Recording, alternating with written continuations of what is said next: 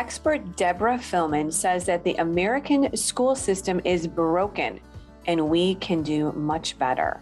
Her YouTube channel has over 500 videos exploring all aspects of teaching. Today, she'll talk about some of the worst problems in the public school system, and she'll give us moms some eye-popping information on political initiatives like school choice. Stay with us. Welcome to the Moms for America podcast. Each week, special guests tackle the issues facing the moms of America today. Discussions include personal stories and advice on how moms can build a strong foundation of faith, family, and freedom in their homes and country.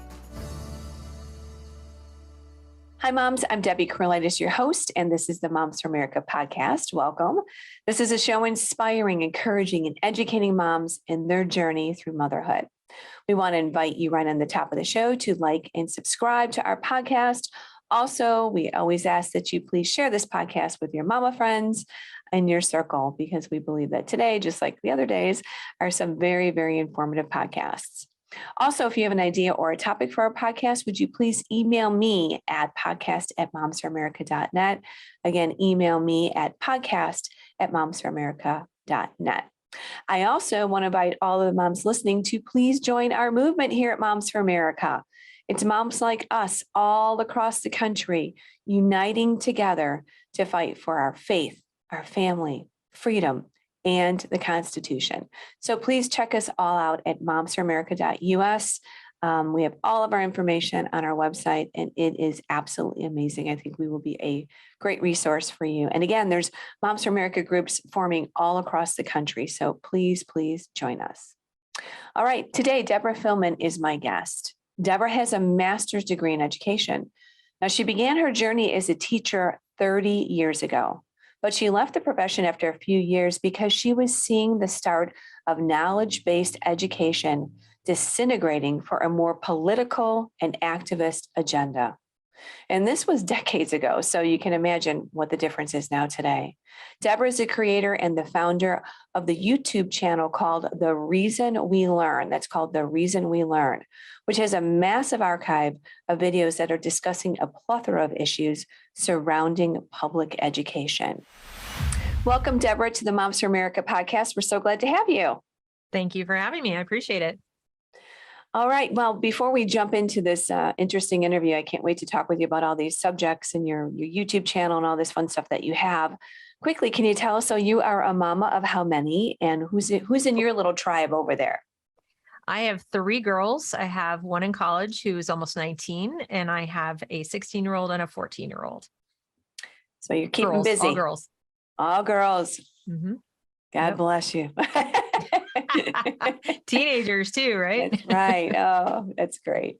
All right, Deborah, let's talk a little bit about, just in the beginning, I want to establish the fact that you have a experience as far as education. So what's your background as far as teaching? Because I always think that is a nice place for us to start from. This isn't someone that doesn't know anything about education or the educational platforms. So what is your background in education? So I do have a master's degree in elementary education, and I then subsequently later got certified also to teach high school English, although I've pretty much taught privately since leaving the classroom in about 1992. So I did teach in a classroom, quickly left because I realized that philosophically it was not for me. I was in a public school, needed to make more money than I could make in a private school. So I went into the private sector in the human resources capacity, and then I was mostly tutoring. So since then, I've been in and out of classrooms as a volunteer and as a tutor.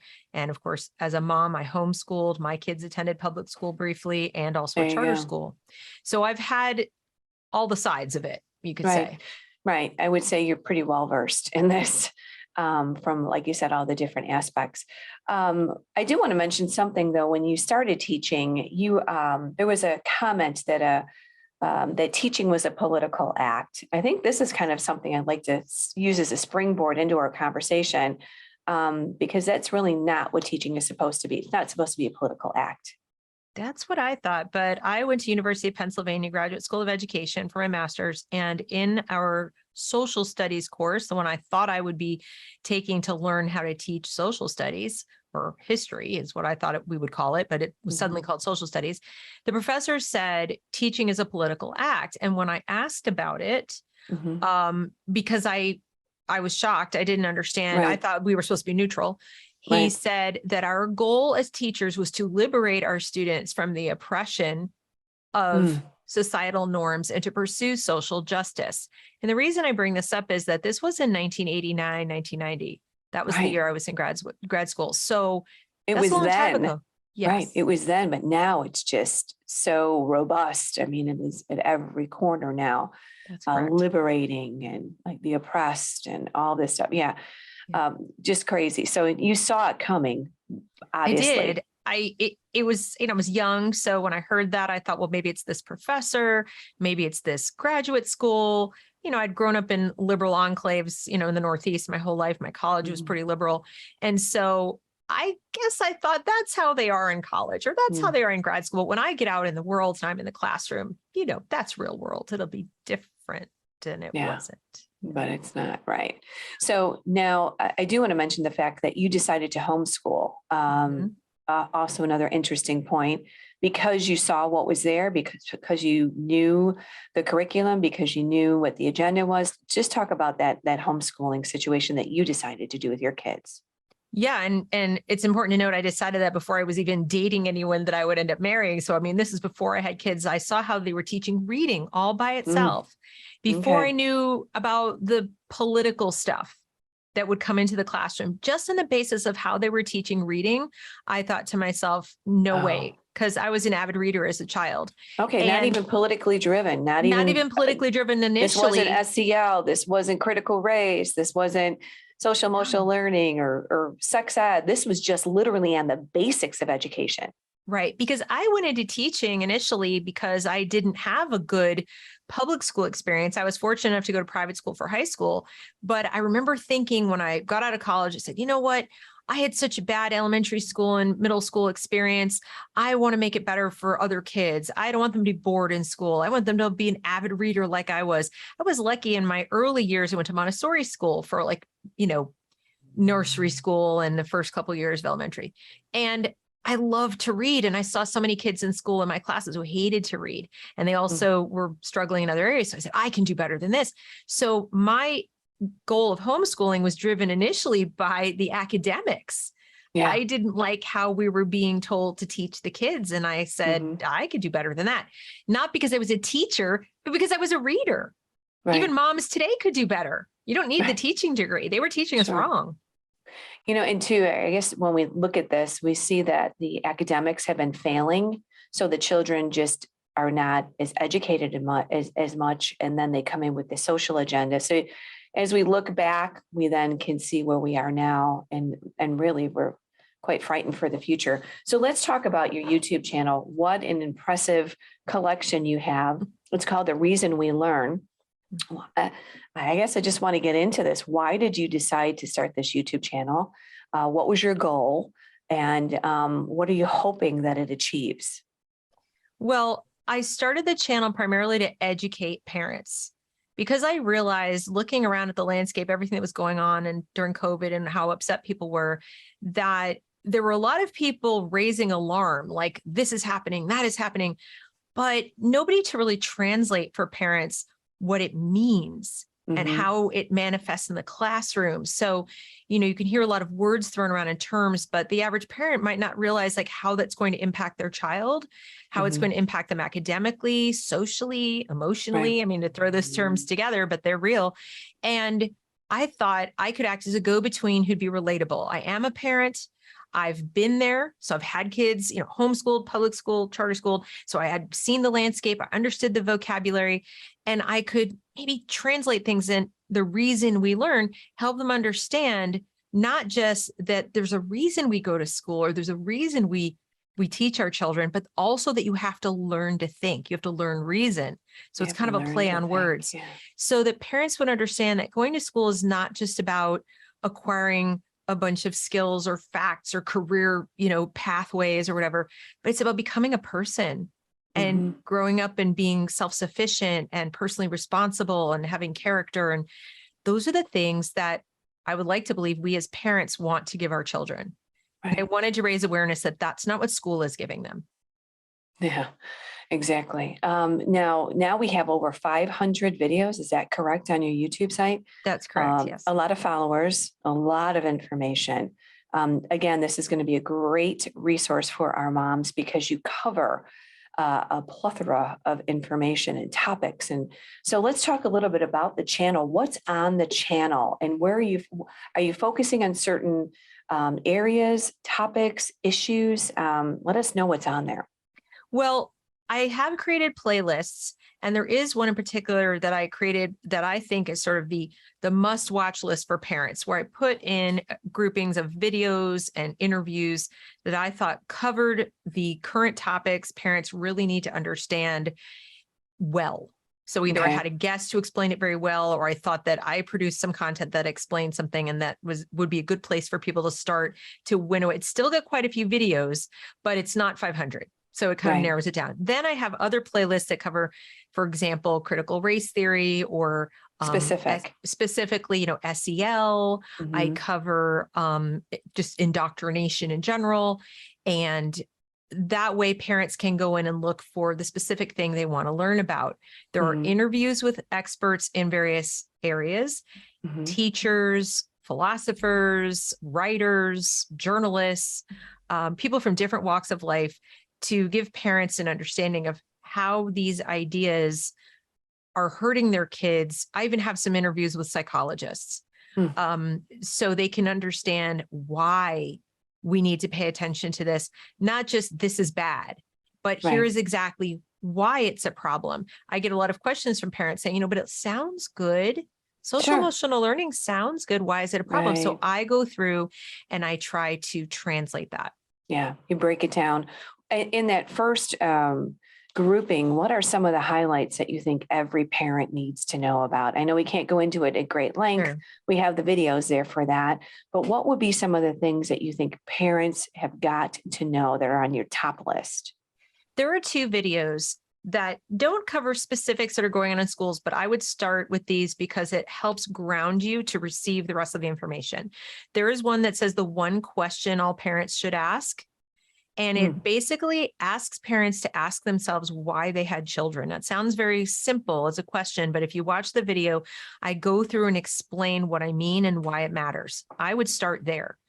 And then the second video that I would watch is, do you have a philosophy of education? Why you need one. It's basically about why you need a personal philosophy of education. Because when you ground yourself in a deep understanding of why you personally had children, you and your spouse, whatever, and what they mean to you and what you hoped for them. Doesn't matter what anyone throws at you or what anyone calls you or says about you, you will be solid. That's so you have to first ground yourself in your own principles and values. And the second thing is when you have a solid understanding of your own values around what education is for, nobody else can come along and pull the wool over your eyes about what it should be for. Right. You've really, we don't think about our own thoughts on these topics first. So we get sucked into expertise. Someone else is an expert. And I tell parents, even I can't answer these questions for you. You've got to do this. So I would start with those 2. Okay. Along with this, conviction driven, purpose driven. That's kind of what I would wrap those 2 up, right? Conviction and purpose driven. When parents, and this is too, because parenting is a journey. I mean, this does not come with a manual. We just pray every day by the grace of God that we're doing a job that, will glorify the Lord and train up our children in the way that they should go. Since you really do deal with the educational system, I want to talk about what are some of the most dangerous things that are happening in the public school system that you're seeing on a regular basis. So again, this is kind of a high level overview, but what are some of the things, we've talked a lot about this in general, but I'd love to have your take on this. So I would say first and foremost would be the SEL or social emotional learning programs that are going to schools. It is no less than an attempt to rewire your child's brain. And it's to rewire it such that your child will never again be oriented towards being an individual, being concerned with their own individual wants, needs, goals, values, etc. And the secondary goal, and it's a close second, is alienating them from their family and the family of origins, values, and purpose, and so forth. And that, of course, makes them easier to control and Sure. direct. Manipulate. Very, very dangerous. They are creating mental illness where there wasn't any before. They are creating a lot of pain. And so I would say first order of business is you've got to get between your kids and those lessons. That's what parents are for. Parents and your friends and your church and whoever, that's who teaches social emotional learning, not the government school. The second thing because they're social, right? Because they're social emotional learning. They're coming completely from a different aspect. They are coming in and they are redefining your household and your child. And I think a lot of parents just don't understand, because it all sounds so good, developing the next leaders or heroes in the classroom, or I don't even know what they call these. They call them all these great initiatives, but it's definitely programming, right? Would you say that's, I'm saying that correctly? Programming? Yes, it's not just programming, it's data mining. Data mining. Yes, I'm sorry, I should include that. Yeah, for the purpose of That's right. making your child so predictable that they can more effectively market to your child, use your child, steer your child where they're needed. When you hear terms like career and college pathways and so forth, this presumes that your child wants to go to college, should go to college, and that they don't have other dreams of their own, that they need to be steered into paths where they're needed by the technocrats of the world. So it does not center your child. This is not education for your kid. This is education for the powers that be to use your child. Your child becomes a commodity and like a people widget. And so it's incredibly dangerous and has nothing to do with helping your child achieve academically. And I hope it goes without saying that you cannot use lesson plans to prevent mental illness. That's just not how it works. Explain that a little bit further. I mean, because how do we see this? I think this is some of the things I'd like to have you mention too, Deborah. Yeah. What are some of the things that are really hardcore? We see this in the classroom. It's presented good, but it's got an alternate, I guess, ideology or messaging to it. What are some of those things that we can look for? Well, what you can look for is anything that is wrapped up in mental health in the school. You shouldn't just time out. No, that's not what the school is for. You should not have the government or any of its agents tinkering in the brain of your child when it comes to their mental health. It used to be if a child was manifesting symptoms of something being wrong, a teacher might refer that child to a school counselor who would then call in the parents and you would deal with it privately. And that child would get some individual remediation for whatever's going on, keep it private. What they're doing now is claiming that they're going to prevent mental illness by sort of preempting things and teaching the whole class how to behave and how to act as if that's what causes mental illness. That's just a misunderstanding and a misrepresentation of what causes mental illness and how we identify it. They're more likely to create confusion and create mental illness by projecting these things onto kids than by just letting children be and waiting and addressing problems as they arise. So there's a fundamental misrepresentation of what mental illness is.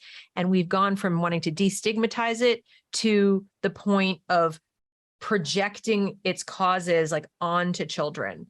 Projecting its causes onto children. So this is really an essential phrase, moms, to hear, because it sounds shocking, but the surveys, and we're talking about the data mining, the surveys start putting these questions in the kids. One, they're asking about their gender. They're asking if they're confused. They're asking if they've ever felt sad or alone, and these are all feelings that everyone has. We're dealing with children. And then they take this information and they start creating almost a profile for the kids. Would you say that's correct? That is correct. And the problem is that children are so suggestible. Of course. It's called generative ideas. So when you expose a child to something, the question then forms in their mind, like, should I be? Right. Was there something wrong? Wait, I felt fine until you suggested that maybe. Right. Like, simply asking a child what their pronouns are puts doubt in their mind that they know their own mind. The goal is to do that. The goal is to create doubt and confusion so that the material at the school can come in and sort of helpfully address their confusion in the direction they want it to go.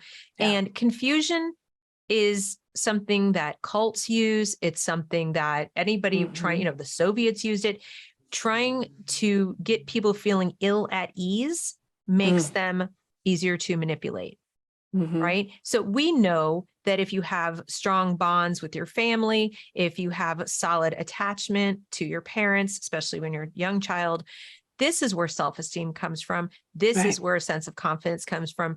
And when they start asking all these questions, they're chipping away at that which you as parents worked so hard to build in their infancy and their toddlerhood and preschool. All those efforts you made to bond with your kid and support them before they went to school can be fairly quickly undone. And parents will talk about this. They don't realize they're talking about it, but that's what they're describing when they say, I had this vibrant little child who was creative and smiling and laughing and investigating their world, went to school, and a month later was withdrawn, body language changed, not smiling, not talking. There you have it. And, Deborah, we hear these stories from all across the country. And I know that you interview people on a regular basis like I do.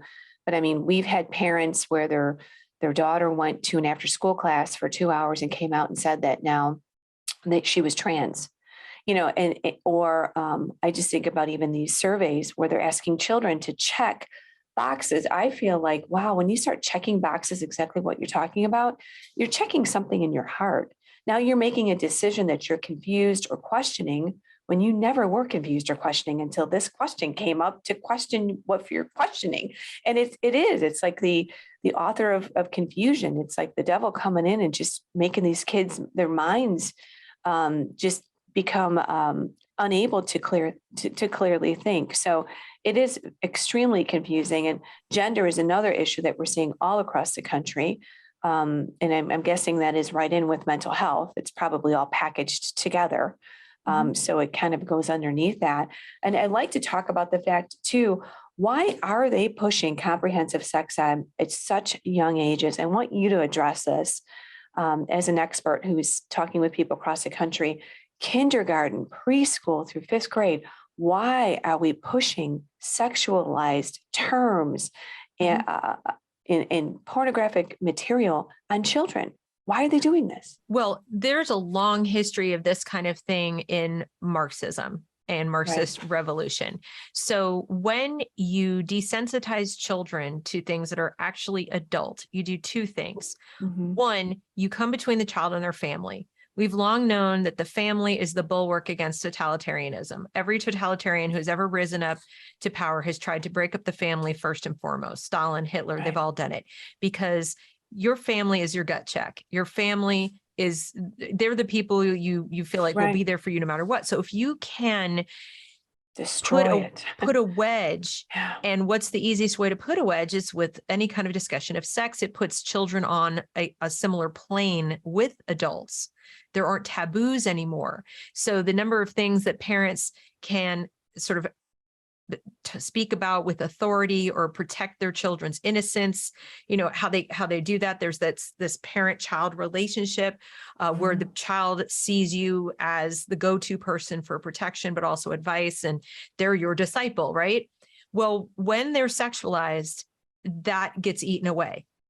You're on this weird equal adult playing field. So it's not even so much about the sex as it is about taking away that differential, deferential relationship between parent and child. Then, of course, you have their bad actors out there who want kids to be desensitized to it because they'd like to take advantage of them in a variety of ways. Children are not ready for sex. They're not ready to process the emotions that go on around that. So even if somebody doesn't want to literally abuse them in that way, if they want to manipulate them in other ways, let's say politically, If they can get the child to feel like grown up or feel like they're on the same playing field as adults, they can accidentally get snookered into thinking that an adult is their friend or an adult is their comrade. We saw this in China with Mao's Little Red Army. You saw little kids running around treating adults like they were on the same level. So using We sex steal as their something- innocence. That's correct. Use it, then it's easier to do all kinds of things that children shouldn't be doing. Right. Oh, it's disturbing when you hear this because you know that it's going on all across the country. A little bit about homeschooling versus public school. Again, I could talk to you for hours because there's so much information. And again, 500 videos on your website. Give me the location to your website again. Oh, well, so it's on YouTube. It's The Reason We Learn. Okay. It's just The Reason We Learn. And yeah. You can find everything there. You go to YouTube, you look for The Reason We Learn, and you'll see Deborah interviewing there. So I want to make sure that we get that out again here right now. But a couple of things with homeschooling. We all know that homeschooling is a wonderful, wonderful alternative. We also know that some parents can't afford it. And they're in the midst of trying to figure out how to make that happen, or they're going to private school. Or there's, options. But one of the recent videos you talked about, and I know we could probably just spend a long time on this, but you were not, many of us are advocates.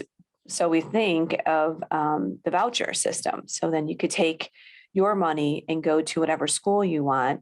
But you say that there are some concerns about that. Yes. I have started calling it government school choice. So in other words, it is government funded.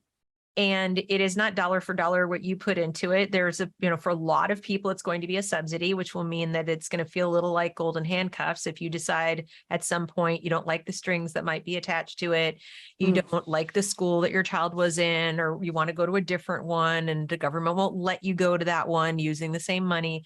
We don't know what the regulations are going to be coming down the pike. I mean, the bottom line is if the government, whoever pays for it, owns it, and it isn't you paying for it, it's still the government funding it.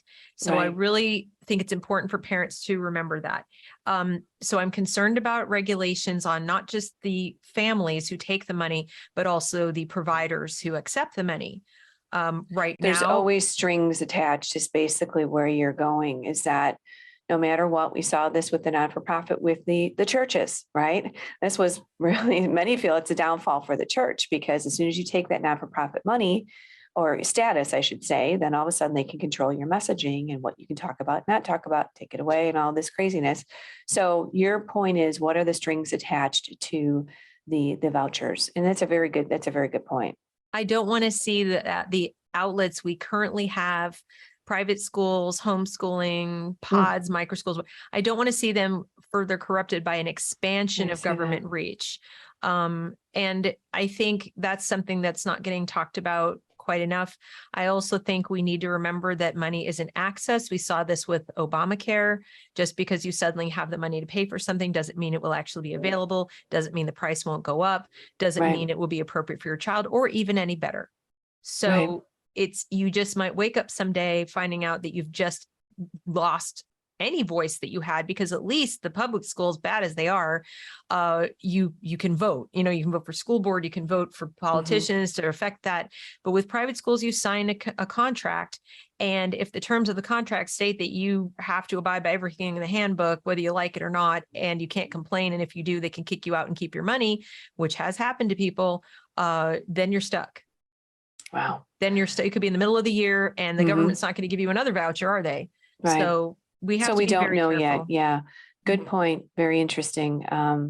Thank you for clarifying that with us and all these things considered, because here's the thing, right, Deborah? We always think it's never going to get that bad. I mean, really, do you think really that that's going to happen? Do you think that this could play out like this? Well, yes. I mean, we're seeing it at record speed now. What about for the moms and the dads that can't homeschool, they can't afford private right now?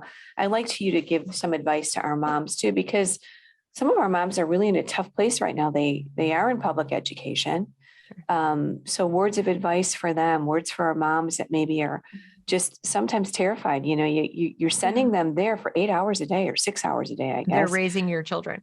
Yeah. So my advice is, and it's the advice I give to people even who say, I'm going to homeschool. And well, first of all, I know lots and lots of people who homeschool who have no money at all. They're actually what you might even call the working poor.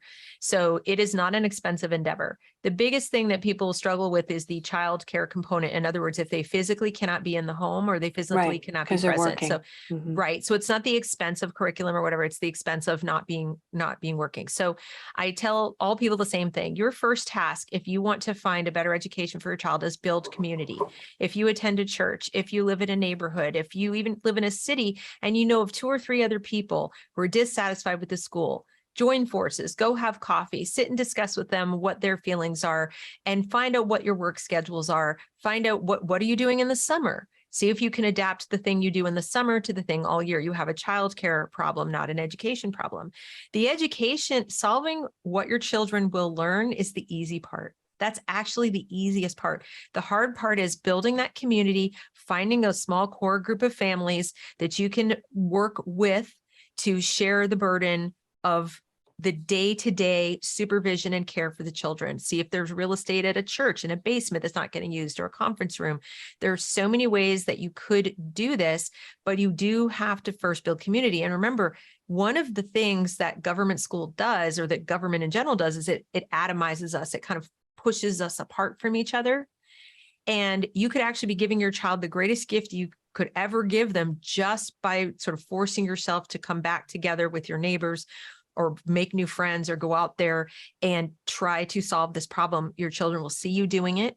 They'll see how much they matter to you, and they'll make new friends, as will you, through this process. And then you'll be amazed at what you can do. I've met homeschoolers who've done this. So my first piece of advice is go out there, even if you're not a homeschooler, join a homeschool group online, pick their brains, ask them who works days, how they do it, meet people, put yourself out there, and you'll be amazed at how many people want to help you. Great advice. Okay, so reason we learn, some of the just closing thoughts here on affiliate programs and benefits and everything with this website that you've designed. Okay, so my actual website is under construction, but when it is launched, I will be offering services to families. So I do tutor. I do private tutoring for parents who want extra for their kids, especially in, reading, English, writing, stuff like that. But I'll also be offering services to parents who want to take advantage of the school choice, but they're now, because of things I've said or other people have said, they're nervous. They want to make sure they're going to go and choose a school that will meet their needs, or they're not taking vouchers, but they are choosing a form of education, and they just want somebody to help guide them, make sure it's not woke. They want to make sure, is this a good school? I'm going to be offering consulting for that. I also do public speaking. I also do writing. I have a Substack where I post many of my interviews as audio podcasts. They're also available on Spotify and so forth. And I have a locals community, which right now is where my sort of support group is. For those of you who just want to have one night a week to go and talk to me or other parents, we meet over Zoom on Wednesday evenings, and it's through thereasonwelearn.locals.com. And those who are supporters there, monthly supporters, they can have access to the Zoom and come and pick my brain live, 1 hour a week. So I do offer those kinds of things because I want to help as many parents as I can find a better education for their children. Yeah, well, you're doing a great job. Thank you, Deborah, for what you're doing. Thank you for 500 plus videos on every kind of topic you can imagine that would help moms with education and what's happening in the culture. Just help us to be better mamas, help us to be aware, help us to just know exactly what's going on. So thank you for the Reason We Learn on YouTube. God bless you and everything that you're doing. The information was so important.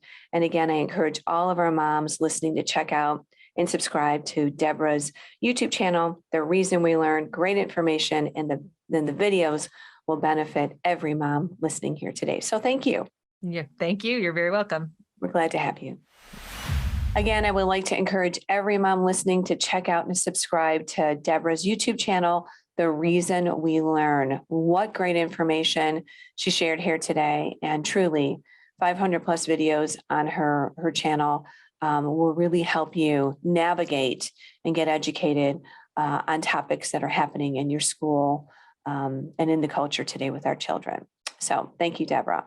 Before we close, I want to go ahead and mention and invite everyone to our website, which is momsforamerica.us. Mention that you can go ahead and sign up for our weekly newsletter.